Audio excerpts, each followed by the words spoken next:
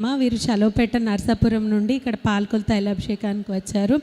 వీరికి ఆస్తుల విషయమై 20 సంవత్సరాల నుంచి వీరు చాలా ప్రయత్నం చేస్తూ ఉన్నారు. వారి అక్క చెల్లెళ్ళ మధ్య ఆస్తి పంపకం అనేది జరగట్లేదు. 20 సంవత్సరాలుగా దానికోసం ప్రయత్నం చేస్తూనే ఉన్నారు, కానీ అది జరగలేదు.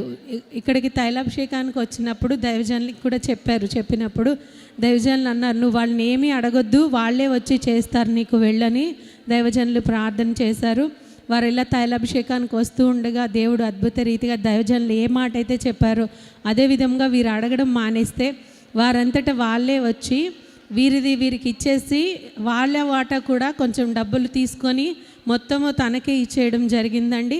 20 సంవత్సరాల నుంచి వారు ప్రయత్నం చేస్తున్న జరగని దైవజనులతో ప్రార్థన చేయించుకున్న తర్వాత ఆ ఆస్తి పంపకాలు అనేవి జరగడం, వీరికి ఆ స్థలం రావడం, అందులోనే వారు చక్కటి గృహం కూడా కట్టుకోవడానికి దేవుడు సహాయం చేశాడని వారు సాక్ష్యం చెప్తున్నారు. ఈ సాక్ష్యం దేవుడు దీవించును గాక.